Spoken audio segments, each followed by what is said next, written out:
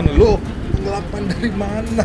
Penipuan apa? Gue nggak nipu, gue nggak kabur, gue nggak bawa duit orang, nggak bawa duit arisan, gitu loh. Tinggal nunggu itikat baik dari mereka. Kalau itikat baik nggak ada, ya kita lanjut. Ya, kalau mau siap di penjara, ya silakan aja. Tapi kan hukuman badan itu tidak mengurangi kerugian materi yang didapati oleh klien kami. Artinya walaupun mereka hukuman badan, ya selesai itu kita gugat lagi. Bukti belum bayar arisan, misalnya masih manis lah bahasanya gitu. Ini kan tiba-tiba penipuan dan menggelapkan uang arisan sebesar 750 juta dan itu langsung tersebar di mana-mana gitu. Nah, namanya juga online ya, sampai negara-negara luar. Teman-teman saya juga, Kris lu kenapa Kris, lu ngelapin bener lu begini begitu. Waduh, rame nih gitu. Makanya saya mau nggak mau harus bikin laporan balik dan memberikan klarifikasi. Ada beberapa public figure ya, termasuk Krisna Mukti yang tidak beretikat baik ya. Setelah dia modusnya mereka ikut selama 1 kali, 2 kali, 3 kali, 4 kali, lalu mereka dapat. Setelah dapat mereka nggak bayar. Lalu yang lainnya berikutnya mereka dapat nggak bayar juga. Tapi selama nggak bayar itu yang kekosongan itu diisi oleh pakai dana Mbak Tessa Mariska, 1 orang 10 juta. Akhirnya Mbak Tessa Mariska ini kerugiannya sekitar 400-an, 300 sampai 400 juta. Krisna Mukti akhirnya melaporkan balik ke rekan arisannya yaitu Tessa Mariska usai sebelumnya dirinya dilaporkan dengan tuduhan penipuan dan penggelapan uang. Krisna Mukti mengaku kesal sekaligus kecewa dengan rekan arisannya yaitu Yeni Khaidir atau yang dikenal dengan nama panggung Tessa Mariska lantaran tidak terlebih dahulu membicarakannya secara kekeluargaan. Sebaliknya, Tessa langsung melaporkan dirinya ke Polda Metro Jaya. Bersama sahabatnya, Astrid, juga ditemani oleh pengacaranya, Krisna akhirnya melaporkan balik Tessa Mariska dengan tuduhan telah mencemarkan nama baik. Tidak hanya itu, Krisna juga mengungkapkan cerita yang sebenarnya. Menurutnya, apa yang selama ini beredar di media massa sebagaimana dituduhkan Tessa tidaklah benar. Usai melaporkan Tessa, langkah apa yang akan ditempuh oleh Krisna? Dan seperti apa pula kronologis kejadian yang sebenarnya? Benarkah Krisna menginginkan ada perdamaian hingga kasus yang sedang dihadapinya tidak perlu dibawa ke meja pengadilan? Hai Cumi Lovers, bersama Cumi Cam Indep kami sajikan kabar lengkap, mendalam dan akurat dari narasumber terpercaya. Dan jangan lupa untuk like, subscribe, dan juga share channel YouTube ini.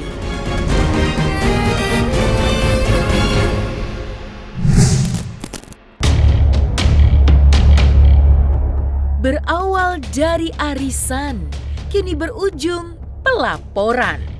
Itulah yang dialami oleh aktor Krisna Mukti usai dirinya dilaporkan oleh rekannya Tessa Mariska dengan tuduhan penipuan dan penggelapan uang senilai 724 juta rupiah. Usai dilaporkan dan merasa disudutkan, Krisna balik melaporkan Tessa. Dalam penuturannya, Krisna mengaku jika dirinya tidak melakukan penipuan maupun penggelapan uang seperti yang dituduhkan Tessa. Maka, seperti inilah pembelaan Krisna usai dirinya melaporkan Tessa baru-baru ini. Krisna Mukti belum bayar arisan, misalnya masih manis lah bahasanya gitu. Ini kan tiba-tiba penipuan dan menggelapkan uang arisan sebesar 750 juta dan itu langsung tersebar di mana-mana gitu. Namanya juga online ya, sampai negara-negara luar. Teman-teman saya juga, Kris lu kenapa Kris, lu ngelapin bener lu begini begitu. Waduh, rame nih gitu. Makanya saya mau nggak mau harus bikin laporan balik dan memberikan klarifikasi seperti ini. Jadi kami melaporkan balik apa yang ada di media massa karena tidak sesuai dengan fakta atau fakta hukum yang ada di kita. Makanya kita membuat laporan. supaya ada keseimbangan. Jangan sampai dari pihak sana aja memberikan informasi yang tidak seimbang. Ya, intinya apa yang dituduhkan ya? Ya, yang Dituduhkan ke saya, terlalu berlebihan lah. ya, itu tidak benar sama sekali. Saya dianggap penipu, dianggap menggelapkan uang arisan, apalagi jumlahnya ratusan juta. Itu terlalu mengada-ngada dan terlalu dibuat-buat, sama sekali tidak benar dengan fakta yang ada. Jadi saya tadinya tidak ingin melapor balik, tapi karena dalam beberapa hari ini banyak saya jadi banyak dirugikan ya secara nama baik dalam hal pekerjaan juga. Jadi mau tidak mau saya terpaksa melaporkan balik saudari TM ya ke Polda. Singkat cerita adalah waktu tahun 2018 saya ikut pencalekan ya. Tahu sendirilah ikut pencalekan, dananya kita butuh berapa miliaran ya. Saya jujur butuh dana sekitar 15 M. Saya hanya punya setengahnya gitu.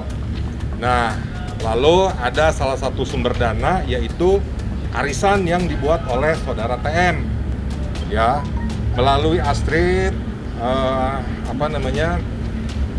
mengajak saya untuk ikut arisan tersebut.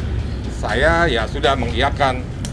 Nah, tapi di arisan tersebut yang jumlahnya saya seharusnya mendapatkan 250 juta ya, nggak rupiah, bukan miliar ya, 525 juta rupiah. Itu dipotong mahar sebesar sekitar 70 jutaan. Jadi saya hanya mendapatkan sekitar 180 juta. Dan saya tetap harus membayar 250 juta. Pengembalian 250 juta. Awal-awal karena memang saya masih punya dana ya, saya masih lancar tuh bayaran. Nah, begitu memasuki masa pandemik, saya tidak ada kerjaan, aset udah saya jual semua, mulailah seret saya bayar arisan. Saya bilang sama Tessa secara kekeluargaan, Tes, gue belum bisa bayar nih, gitu. Mungkin ya inilah ya mohon dimaklumi karena masa pandemik seperti ini, pekerjaan lagi nggak ada, tahu sendirilah habis kampanye habis-habisan. Jadi mohon dimaklumin, saya minta keringanan karena saya berpikir dengan mahar yang sekitar 70 juta itu bisa mengcover cicilan arisan saya gitu. Saya sendiri sebetulnya nggak tahu itu mahar buat apa gitu. Tapi memang saya diberitahu kalau yang ingin dapat duluan memang diharuskan membayar mahar beda-beda tiap orang, dan saya kedapatan sekitar 70 jutaan lebih gitu. Nah, tadinya saya berpikir bahwa dengan mahar itu akan menutupi cicilan saya. Tapi ternyata tidak. Saya sendiri sampai sekarang nggak jelas itu mahar buat apa, gitu loh. Nah, itu mungkin yang belum pernah diungkapkan ke media. Tuh. Lalu ada saya bayar cicilan juga, bukan bayar cicilan ya, maksudnya bayar arisannya juga langsung ke orangnya. Ke orang yang bersangkutan ada 2 orang yang saya sudah bayar lunas, gitu. Lalu saya juga sudah mulai mencicil ke saudari TM ya, ada buktinya walaupun tidak sesuai dengan jumlah pembayaran yang seharusnya dibayarkan gitu. Jadi dari sekian banyak yang sudah saya lakukan, itu di mana coba unsur penipuannya, di mana unsur penggelapannya gitu. Saya nggak bawa kabur uang arisan, saya nggak nilep uang arisan. Jadi makanya semuanya mengada-ngada gitu loh.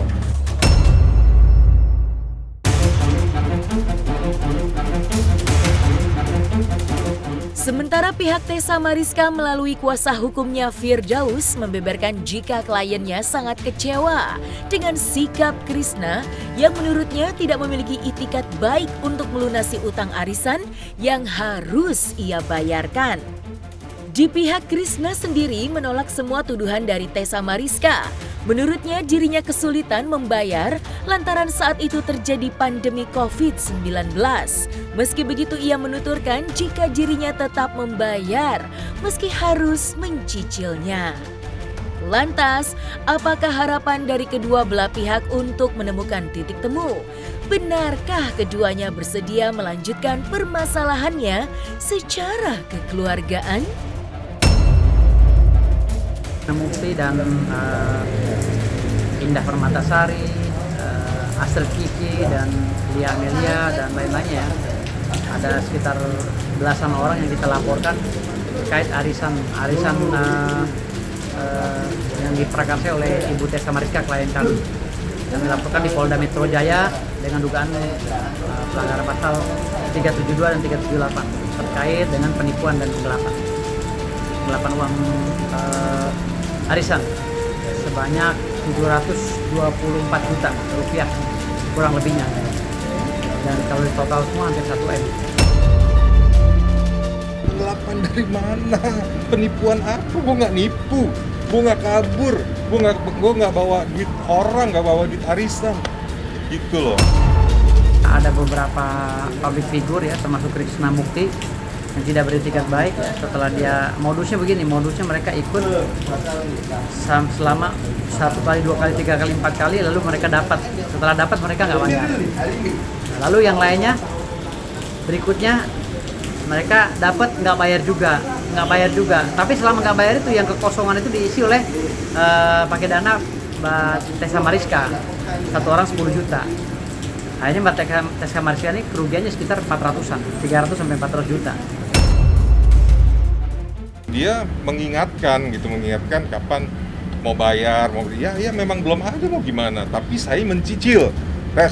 Gue belum bisa nih kalau bayar sejumlah yang seharusnya gitu, gue cicil ya gitu. Dan dia oke gitu. Katanya awalnya memakai nama Mbak Astrid dulu. Betul. Jadi sebetulnya kalau saya mau jahat nih, gue bisa angkat tangan loh. Gue nggak ikutan arisan loh gitu. Yang ikut Astrid karena waktu itu pakai nama Astrid dia main, gitu. tapi nama saya. Saya main memang ya, terima duitnya saya gitu. Tapi pakai atas nama Astrid. Tapi kalau saya mau jahat ya, tapi kan saya nggak begitu. Saya kan nama Astrid kan kita rekan kerja, satu tim, best friend dan sebagainya. Jadi nggak mungkin saya juga jahatin dia gitu. Nggak mau bayar lagi. Tidak mau bayar lagi. Setelah bayar ditagih malah marah gitu kan. Ditagih diem, menyepelekan, lapor saja silakan gitu. Akhirnya kita laporin. Setelah disomasi beberapa kali atau diperingati beberapa kali, akhirnya Mbak Tessa Mariska pegal juga gitu. Akhirnya Mbak Tessa Mariska lapor polisi. Itu dia, menyayangkan sekali. Ini kan sebetulnya utang piutang dan terkondisi karena COVID gitu loh. Dan saya juga udah beritikat baik, bahkan sampai saya itu nyicil gitu kan, maksudnya nyicil memang ada cicilannya gitu, sampai bulan lalu tuh masih nyicil gitu. Berarti kan saya punya itikat baik, saya nggak kabur, saya nggak lepas tanggung jawab, dan memang seharusnya itu ranahnya perdata bukan pidana. Tinggal menunggu itikat baik dari mereka. Kalau itikat baik nggak ada, ya kita lanjut. Ya, kalau mau siap di penjara ya silakan aja. Tapi kan hukuman badan itu tidak mengurangi kerugian materi yang didapati oleh klien kami gitu. Artinya walaupun mereka hukuman badan ya selesai itu kita gugat lagi kan gitu. Jadi yang perlu diketahui bahwa orang yang menipu seseorang tidak menghilangkan kerugian materinya. Ingat ya. Artinya setelah dia di penjara, keluar dari situ kita gugat lagi untuk mengembalikan uang itu. Kalau dia nggak mengembalikan uangnya ya masuk lagi. Ya kita lihat, karena ini kan kalau yang IT kan Krimsus, ini Krimum. Ya kalau tidak ada perdamaian ya apa berbuat. Ya, kita mudah-mudahan ada damai lah. Kita juga nggak mau istilahnya berlama-lama. Khususnya untuk Krishna Mukti dan kawan-kawan, cobalah nanti masih ada restoratif justice ya, kita mencoba diskusi di situ. Kalau memang ada etikat baik ya kembalikanlah uang klien kami agar beliau juga bisa nyaman ya. Karena masih ada 5 orang lagi yang belum dapat arisan, malah menyerang Mbak Tessa kan gitu. Mbak Yeni atau Mbak Tessa ini. Jadi ya tolong kembalikan uang itu.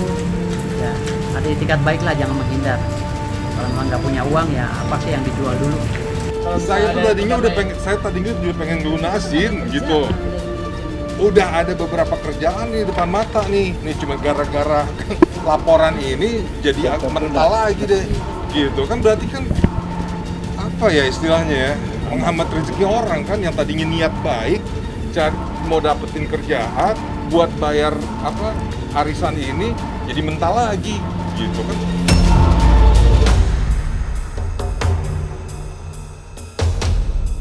Meski berharap ada penyelesaian secara damai, Krishna Mukti tetap mengaku begitu kecewa kepada Tessa. Lantas, ia pun mengungkapkan ada banyak cerita lain di balik pelaporan dirinya. Krishna mengaku heran dengan sikap Tessa yang menurutnya telah berbohong dan memiliki agenda lain di balik pelaporan yang dilakukannya. Namun, yang lebih membuat Krishna kecewa ialah tuduhan yang dilayangkan Tessa atas dirinya, yakni tudingan sebagai penipu dan melakukan penggelapan uang. Dari situlah Krishna mengaku telah dicemarkan nama baiknya. Nah, dia alasannya bahwa satu nih, saya nggak ngerti ya, bukan gue loh yang ngelaporin gitu. Gimana ceritanya bukan gue yang ngelaporin, tapi di situ pelapornya Yeni Haidir gitu kan. Gimana ceritanya? Dari situ aja udah mohon maaf ya bohong gitu. Terus yang kedua dia bilang dia terpaksa melaporkan karena dia sendiri katanya dilaporkan oleh beberapa anggota arisan gitu. Jadi dianggap sebagai bandar dia nggak becus gitu loh. Nah, jadi dia dilaporkan sama beberapa anggota arisan. Nah, dia nggak mau, menurut saya ya, mungkin nih analisa saya, mungkin dia tidak mau terkena dampaknya sendirian. Jadi siapa-siapa aja yang belum bayar nih semuanya dilaporin gitu loh, tanpa ada pemberitahuan ya. Entah saya, Astrid, terus ada siapa lagi? Ada beberapa ya. Dasari. Ya itu segala macam tuh. Nah itu ya, semuanya punya problemnya masing-masing lah gitu. Kalau saya ya menurut saya udah udah sama Tessa udah sepakat gitu loh. Arti kata harusnya tidak ada sampai kejadian seperti ini. Oh, berarti yang saya pikirkan tadinya adalah mahar itu adalah untuk mengcover para anggota yang yang kira-kira kesulitan membayar, di cover sama mahar itu. Tadinya saya pikir begitu. Karena jujur dari awal saya tidak ada pemberitahuan bahwa oke, dipotong mahar kira-kira untuk ini ya, untuk ABCD misalnya, untuk itu, tapi ini nggak ada. Bahkan ada ancaman juga akan dimediakan. Nah itu kan maksudnya udah nggak benar dong seperti itu. Saya ada buktinya itu, chatnya itu ada. Nanti kalau lu nggak bayar, gue ramein di media lo gitu. Itu kan harusnya nggak boleh seperti itu, ya kan? Ini kan harusnya ya internal, tuh. Bukan untuk konsumsi publik, tapi ya udah terpaksa.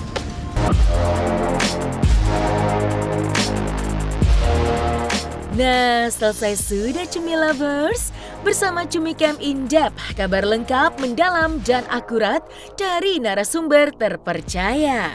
Dan jangan lupa untuk like, subscribe, dan juga share channel YouTube Cumi Cumi.